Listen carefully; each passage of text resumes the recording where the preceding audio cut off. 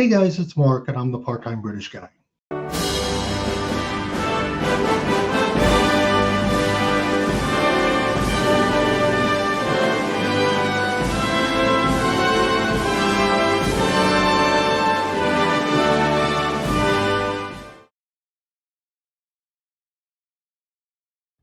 Okay, I was watching Patriot yesterday with Mel Gibson, and I came up with a thought. What if Britain won? How might that have changed everything? So here's a 10 of what might have happened if we actually lost. So let's begin. Number 10, no 4th of July. Independence Day, gone. No fireworks, no founding fathers. The American identity would be more British. Tea over coffee, monarchy over democracy. The emotional and ceremonial core of an American identity would be rewritten.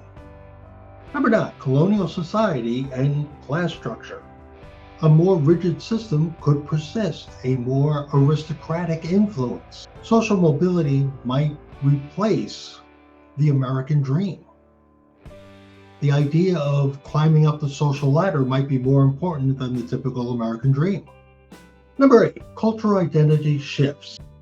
American English would be more British. Think color as opposed to color. Harbor versus harbor. You get the idea. And rugby, soccer, and cricket could be the national sports. Number 7, economic development under British trade. American industry and innovation might be stifled by imperial trade restrictions. No Silicon Valley, no Wall Street. Number 6, different roles in the world wars.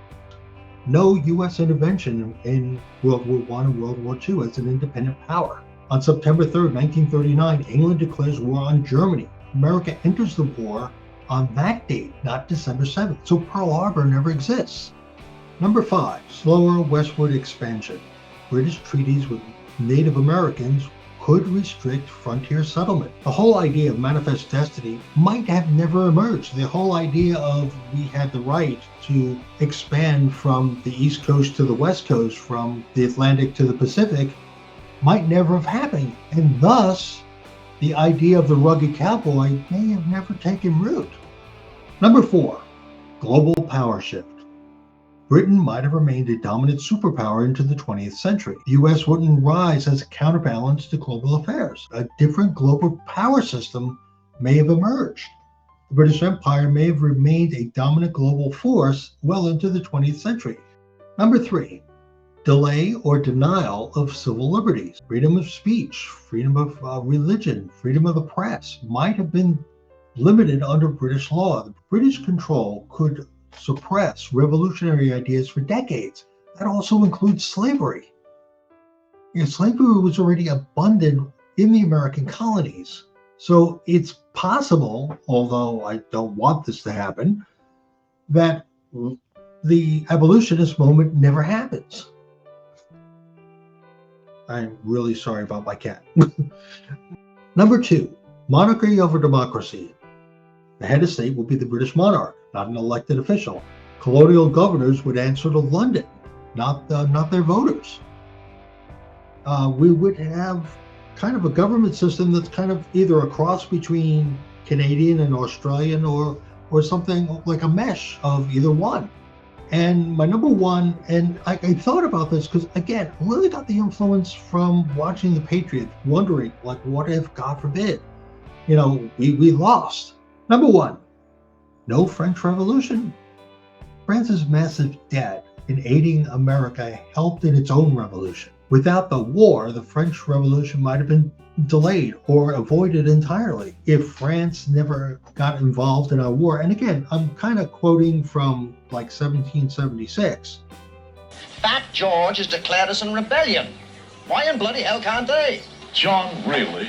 You talk as if independence were the rule. It's never been done before. No colony has ever broken from the parent stem in the history of the world. What Ben Franklin was saying to John Adams, no colony had ever broken away from the parent stem in the history of the world. I mean, you have to think about it in that particular context. What if France turned around and said, there's no way they could win. We're out of this. They're on their own. So if that happens, the French monarchy may have stayed intact or been delayed, or the French Revolution itself may have been delayed a number of years, if not decades, which means the Napoleonic Wars may have not have even happened.